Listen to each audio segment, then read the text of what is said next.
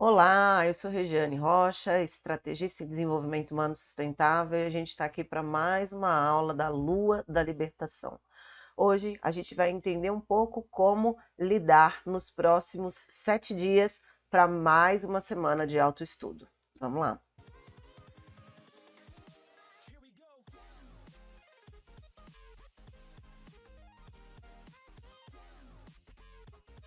A Lua da Libertação. Bom, aqui a gente tem alguns pontos que são expandidos da nossa aula anterior. Então, o primeiro ponto, Lua da Libertação, desapego e união. Na Lua da Libertação, que a gente está falando aí da 11ª Lua do Anel Solar, da Lua Autoexistente Vermelha, que é os estudos do sincronário da Paz das 13 Luas, a gente vai compreender que quando a gente fala da Lua 11, ela vai estar sob a expectativa do tom de liberação, do tom espectral. Então, ele traz o ponto de que para você avançar, você precisa soltar. Dentro dos estudos da onda, quando a gente chega neste dia, é o dia que a gente faz uma queima para poder liberar as coisas que estavam em excesso e que foram identificadas durante a jornada. Como nós estamos passando por um mês de lua, porque a lua 11 ela vai trazer essa frequência durante todo o mês, são 28 do mês, não, dias. São 28 dias para que a gente possa aí liberar o que está em excesso, identificar o que não serve mais e usar essa força da libertação para a gente poder liberar o que precisa ir. Quem vai ajudar é a energia do guerreiro amarelo, que vai trazer para a gente a ideia de que liberar as coisas que impedem a viajante de ser ela mesma. Então, o que precisa ser liberado? Lembrando que a lua 11 da libertação, ela tem como animal de poder a serpente. Então, vai estar falando sobre assumir o poder pessoal, deixar de lado as ideias, as crenças de depreciação, impotência, tudo que faz a viajante se segurar na vida, né? Não ir na direção do que ela ama. Mesmo que se tenha medo, o chamado do guerreiro é: vá em direção a seus medos, seja guerreira da graça. Então, é esse o caminho. E nós estamos aqui. Por que desapego e união? Porque muito da nossa essência está soterrada num monte de camadas de leituras negativas sobre nós. Então, quando você solta o que você não é, o que você começa a fluir. Então, a união aqui na proposta da Lua da Libertação é que você vai se unir à sua essência divina a partir do momento que você dissolve, que você se desapega da ideia de que você não consegue, de que você é frágil, de que você não tem recurso, de que você está sozinha, de que não tem apoio. Então, todo esse sistema de crença negativa precisa ser dissolvido de maneira voluntária. E aí a gente entra na onda que nós estamos vivendo agora, que é a onda do humano amarelo. Nesse slide eu não destaquei o humano amarelo porque eu falei dele na outra aula. Se você não pegou as informações, vai lá na nossa primeira aula da Lua da Libertação e você vai entender um pouquinho mais sobre o humano. O humano vai falar pra gente que nós somos um receptáculo do divino e que a gente precisa aceitar essa condição de ser a dona da nossa experiência, o livre-arbítrio. Então, tem um conjunto de energias aí indo na direção de te dar poder de assumir quem você é. E aí, hoje eu quero dar um pouquinho mais de atenção nesse slide aqui sobre o Castelo Azul. A onda do humano amarelo é a onda sul do Castelo Branco Norte do Cruzar e encerra esse Castelo Branco. E aí nós vamos entrar no Castelo Azul. Esse Castelo Azul, ele é um castelo que a gente chama de Castelo Oeste, Castelo Azul Oeste do Queimar. É um castelo muito interessante, porque ele traz um movimento muito grande, é um momento de transmutar, de mudar coisas que a gente não conseguia fazer até então. É um momento de bastante transformação. A gente vai passar pelo centro do Tzolk'in, a coluna mística, quando a gente estiver na onda branca do espelho. E aí eu quero abrir um convite para vocês agora, neste dia de segunda aula de Lua da Libertação, que a gente vai fazer uma viagem muito importante pelo Castelo Azul, com as 4 ondas que nós temos, que aí é a onda que está aqui marcada para vocês, a onda da serpente, a onda do espelho, a onda do macaco azul e a onda da semente amarela. Cada uma delas tem uma cor, né? Então a serpente é sempre serpente vermelha, o espelho é sempre o branco, o macaco é sempre o azul e a semente é sempre amarela. Esse castelo, ele tem um poder específico para essas transmutações, para ajudar nessa dissolução. Então, desde o castelo vermelho, branco e agora a gente vai para o azul, tem um ciclo de amadurecimento das estudantes, da viajante galáctica aí, para que ela tenha condições de, no Castelo Azul, fazer um mergulho mais profundo ainda e conseguir tirar coisas arraigadas, coisas profundas, que muitas vezes ela reflete de ancestralidades, que nem é do repertório atual dela, mas que reverbera porque ela está conectada pela matéria e pelo DNA à sua ancestralidade. Então, é um momento fundamental para que você possa liberar os processos de desconexão com o seu ser interior. Por quê? Porque a autenticidade é a grande massa de manobra do século XXI. Quanto mais você for você mesma, melhor. E a gente vai falar um pouquinho mais sobre isso no próximo slide, mas eu já adianto, gente, não adianta querer autenticidade sem aceitar que a gente vai ter que passar pelas camadas de liberação de trauma. Então, é isso. Convido todos vocês, a gente vai fazer uma divulgação bem bacana no nosso Instagram e eu vou trazer também aulas especiais aqui para que todo mundo entenda o que a gente vai viver, mas é um convite que eu já deixo aberto, que vai ser uma possibilidade imensa de você conseguir dar esse passo na direção da sua autenticidade. Então, vamos lá. Agora, aqui, é importante lembrar que durante toda a nossa jornada até aqui, em todos esses momentos eu colocava o despertar da deusa interior. E agora eu coloquei yoga tântrico interior. Por quê? Porque agora a gente vai dar um passo mais específico dentro dessa jornada. Quando a gente fala do despertar da deusa, a gente está falando de situações, né, do cotidiano que impedem a gente de ser a gente mesma. E nesse caso aqui, a gente vai dar um passo para mais próximo do centro dessa questão. E aí a gente vai com a linha do yoga tântrico. O que é importante pensar aqui?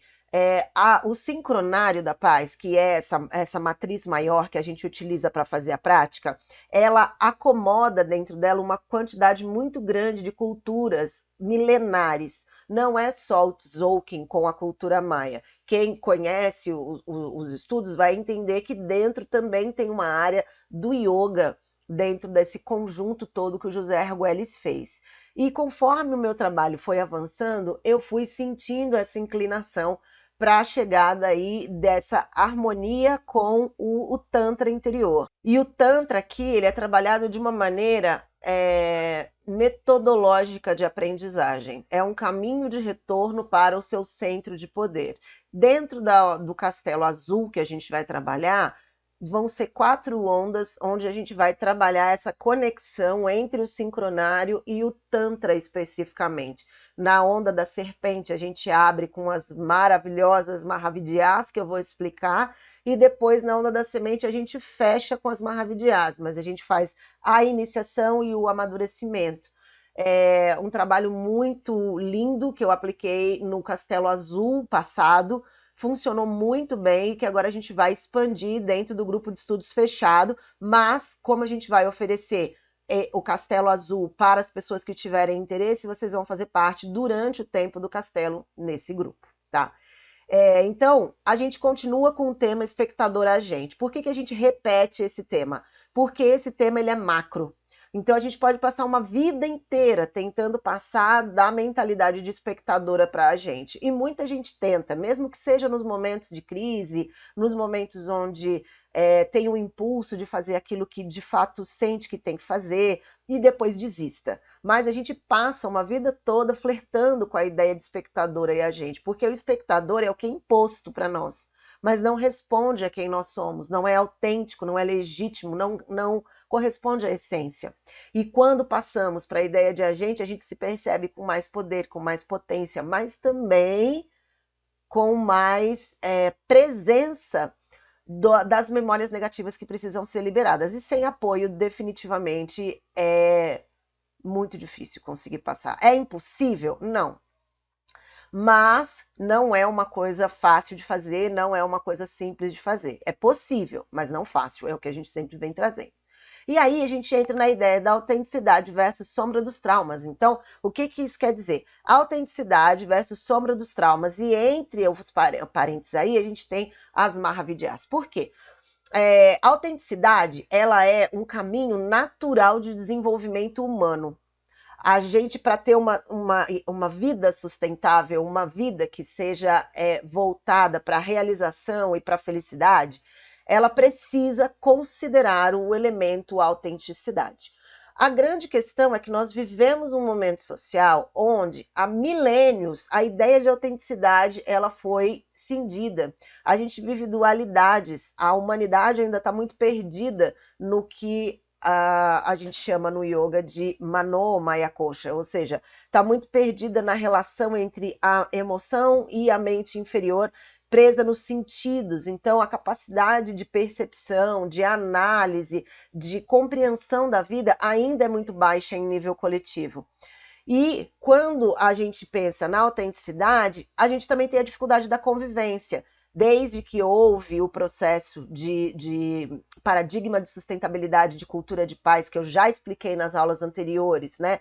Que começou efetivamente no ano 2000, mas que foi desenvolvido na segunda metade do século XX, a gente entra nesse elemento onde, para que haja transformação necessária para que o planeta sobreviva e a vida no planeta também, o ser humano precisa mudar. E aí abre-se o tema de que precisa ter autenticidade. Agora, é importante pensar que durante toda a história da humanidade isso foi negado. Então não é simplesmente dar um start, querer montar uma máquina educativa, um campo de mercado de autoconhecimento e dizer agora vai. Mesmo porque a forma que está sendo trabalhada para chegar nesse resultado continua sendo só a cultura de guerra maquiada numa cultura de vontade. Então, não vai dar bom como sempre, né? E o que é importante entender aqui? A autenticidade, ela continua sendo o grande poder do indivíduo, mas da forma como ela é desenvolvida, a probabilidade de que a gente alcance isso é muito baixa. No entanto, o indivíduo tem sim hoje a possibilidade de buscar, mas eu sinceramente acredito que isso venha muito mais do desejo do coração e da vontade mesmo que arde de encontrar, do que necessariamente buscar no mercado de autoconhecimento que acredita ou prega que num curso, numa imersão, numa vivência, num workshop, você vai ter o estalo da vida e a partir daí, uau, você é autêntica. Gente, eu trabalho com educação há 25 anos, eu falo para vocês com muita tranquilidade, isso não é possível. Então, quando a gente fala da autenticidade, vamos buscar? Vamos, é lindo, é maravilhoso, é direito de todo mundo, mas a gente precisa considerar que a gente vai passar por uma camada muito grande de aprendizagem que foi feita a partir de um olhar de cultura de dominação, de cultura de guerra. Então a gente tem camadas de dor e de medos muito grandes estabelecidos. Para algumas pessoas os traumas vão ser coisas bem maiores, como situações de guerra, desigualdade social extrema, falta de comida, falta de abrigo, violência de todos os tipos, né?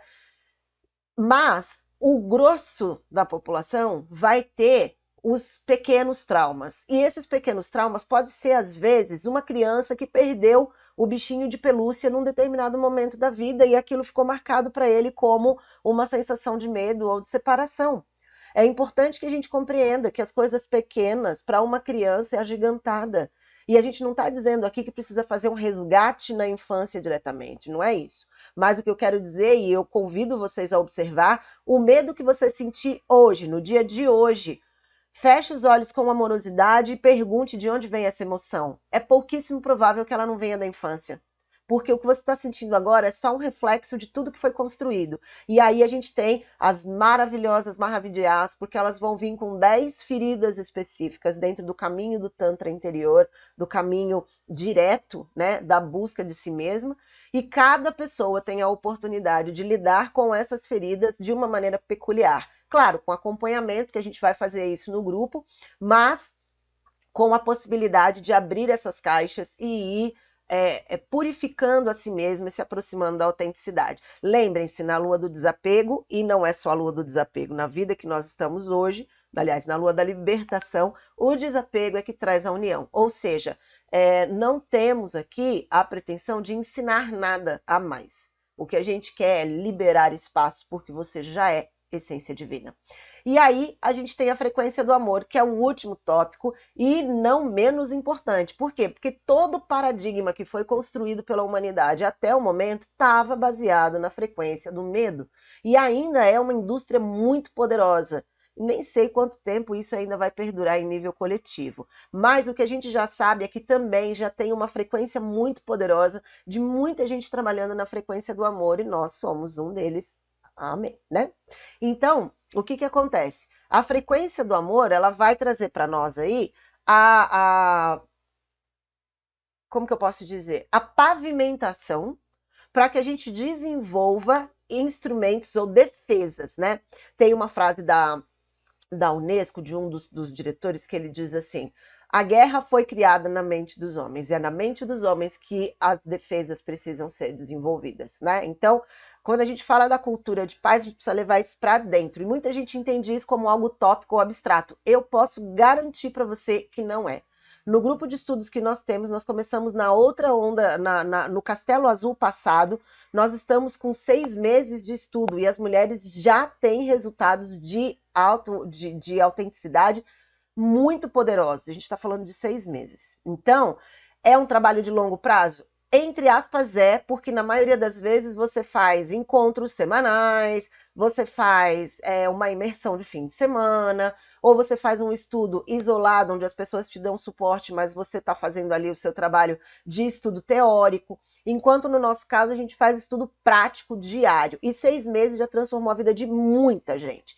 E aí é um convite que eu faço para você, se faz sentido para ti o que eu estou dizendo, para seguir com a gente nessa jornada. Jornada não, no Castelo Azul. Eu ainda não sei o nome, porque eu fui intuída há pouco tempo, mas a gente chega lá. E aí a gente entra no último quadro, que é a ginecologia natural. Na área de ginecologia natural, a gente vai trabalhar as fases da lua. Então, nós estamos hoje, né, na transição da lua cheia para a lua minguante. Então, a gente começa já a ter esse declínio energético, que foi no momento onde a lua cheia trazia a fase fértil, a fase de ovulação, e como essa fase não foi, como esse óvulo não foi fecundado, a gente passa agora para a fase lútea, que é essa escamação do útero para que esse óvulo possa ser liberado. E isso, por mais que a gente esteja falando do ciclo menstrual feminino, a própria vida funciona assim, né? A fase da lua minguante, ela se relaciona com a fase do outono, caminhando aí para o inverno, que é a lua nova, e a gente vai dando essa necessidade de avaliar, de soltar, que vai ampliar a frequência da lua da libertação, que é o desapego. É um momento que dentro dos ciclos é considerado como TPM e na maioria das vezes não, mas a gente tem um grande contingente de mulheres que nesta fase passam por situações extremas. Eu não vou me lembrar agora o nome do estudo que foi feito, porque faz um tempo que eu vi esse estudo, mas eu levantei a informação agora e eu vou acolher aqui porque eu acho importante. Houve um estudo sobre situações de assassinatos que mulheres cometiam de forma passional. E foi conseguido provar na época, eu vou ver se eu consigo pegar para colocar aqui no link do vídeo, para não ficar uma coisa solta. Mas foi conseguido provar que muitas dessas mulheres tinham esses surtos em momentos de TPM, porque eram momentos graves. Inclusive, isso foi incorporado, eu não me lembro agora se foi na política brasileira, eu acredito que não, mas foi incorporado como uma forma de defesa, porque eram momentos onde os picos hormonais estavam muito altos e a pessoa não tinha o devido domínio das suas ações. E para vocês terem uma noção do quanto isso é sério. Então, se a gente não faz um cuidado durante a fase de desenvolvimento, né, do ciclo inteiro, quando chega na fase de TPM, ela explode. Por quê? Porque a função da feiticeira, que é o arquétipo da lua minguante, é analisar. Analisar, e ela tende a supervalorizar as coisas negativas. Por quê? Porque é momento de você ser muito sensível com o que te faz mal e soltar. Mas se você tá apegada àquilo, cada vez que você passa por esse ciclo, aquele ponto explode na sua cabeça. Se você não sabe dar nome às emoções, se você não sabe se acolher, se você não sabe ou não tem ferramentas de apaziguamento dos seus processos, é óbvio que você pode chegar, inclusive, a crises físicas muito potentes nessa fase. Então, convite é: busque a si mesma. E isso vai fazer diferença. E claro, a gente também tem esse serviço no nosso espaço. Se vocês tiverem interesse, é só procurar. Bom, aí a gente vai entrar nesses aspectos da Lua, entendendo que nós temos aí situações que são específicas, então não é bom começar coisas novas nessa fase. É importante encerrar coisas nessa fase, tá? Processos, projetos e tudo mais. Então, é isso. Vamos seguir agora a nossa lua minguante, lembrando que o nosso trabalho é de dissolução, de libertação. Vamos liberar e abrir espaço para que a essência possa fluir naturalmente. Ela já está lá pulsando, só que você precisa abrir espaço no meio desses medos todos para que essa luz da essência possa brilhar. E é claro, você pode contar com a gente, tá? Agora, o nosso ritual. O ritual, gente, é o mesmo de sempre. Por quê? Porque é uma metodologia que funciona, então vou sempre bater nessa tecla.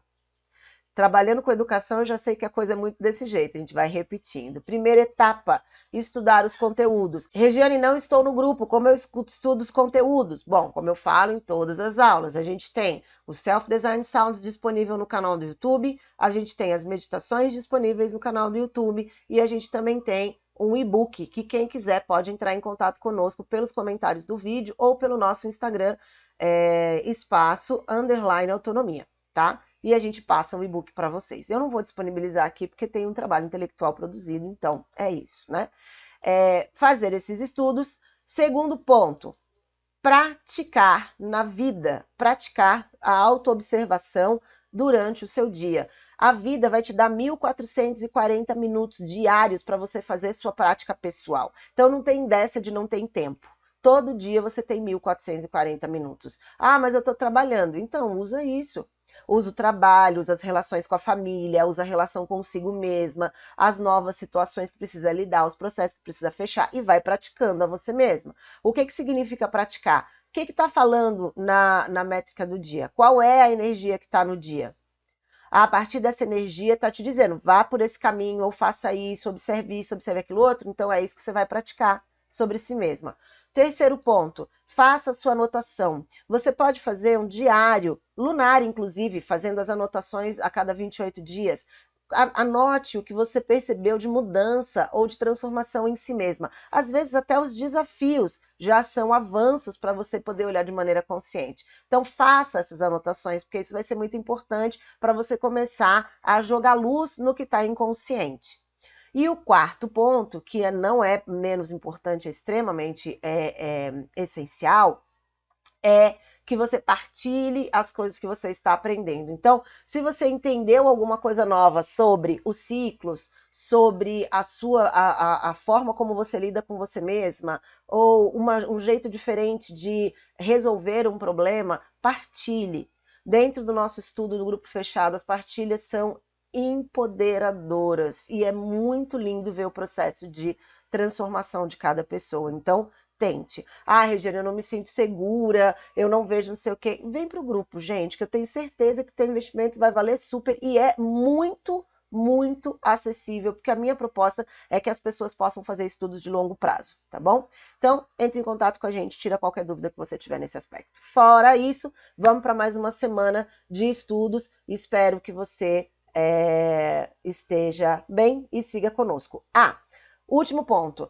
O ponto das Mahavidyas que eu disse que trabalharia as 10 feridas, eu vou trazer uma aula para vocês entenderem um pouquinho melhor sobre elas, mas já digo de cara aqui, que é um caminho que quem fizer não vai esquecer. Vamos lá? Mais uma semana de estudo, espero que vocês tenham gostado. Qualquer dúvida, traz nos comentários ou leva pra gente no Instagram, que vai ser de muita gratidão para nós, porque a gente pode melhorar as aulas, ok? Até lá, a gente se encontra na próxima aula. Om!